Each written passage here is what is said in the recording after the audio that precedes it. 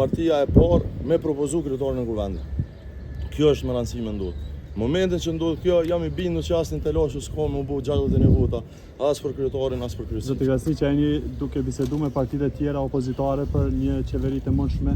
Siç që kemi njoftuar, ne kemi komunikim të vazhdueshëm me partitë opozitare dhe besoj shumë që duke i respektuar rendin kushtetues, hapat kushtetues, në momentin që një gjë e tillë do të merrë dhe validitetin legal, pas dështimit potencial, po i them, të partisë së parë me themelu qeverinë e re, ne shumë shpejt, besoj do të jemi të gatshëm me ofru qytetarëve dhe vendit një qeveri tjetër. Me nismen a keni bisedu me Limajin? Me krejt kam bisedu. Veç LDK-ja ka një kusht të qartë, dy kushte të qarta. E para është që ata me posë kryeministrin, e dyta është që me u zgjedh presidenti.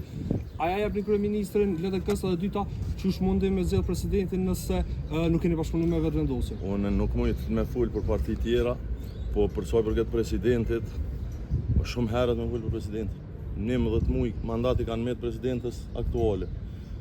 Sikur të mirëshim vesh shpejt për me themelu një qeveri të re, të hequr nga Bedri Hamza, më merr mendja që në proces janë 10 muaj, 11 muaj, të cilat do të sillnin në situatë të re, për cilën do të diskutonin kur t'i vjen radha.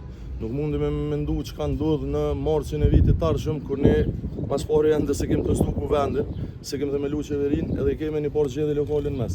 Ka shumë hapa të cilat unë besoj e ndikojnë kontekstin politik derisa të vijë radha. Ne si kemi 80 vota, ne kemi 24, këto 24 vota do të jenë pjesë një marrëveshje potenciale për qeverinë e ardhshme, të hequr nga PDK-ja, dhe për sa i përket zgjedhjes presidentit, shohim kur të vjen radha. Zoti Krasniqi, ta sqarojmë, a bëni kompromis për postin e kryeministrit me LDK-n për shkak që është kushti vetëm?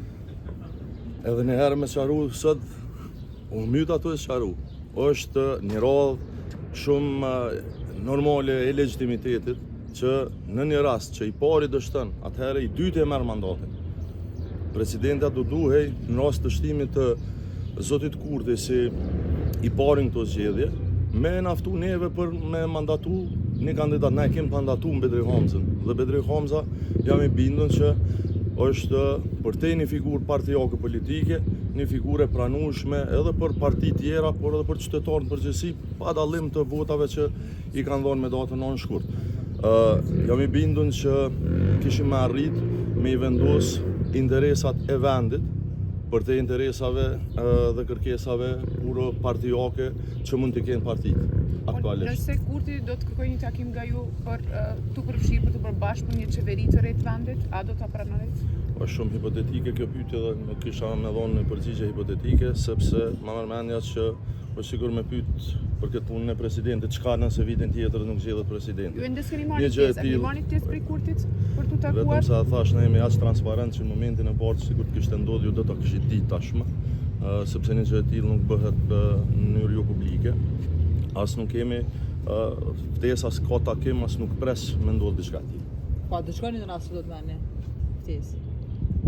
Nuk e di. Çush më u përgjigj kur se ekziston. Ju po thuni, është pyetja për mua është e nesër me thonë çka ndodh nëse nuk zgjedhet presidenti vitin e ardhshëm.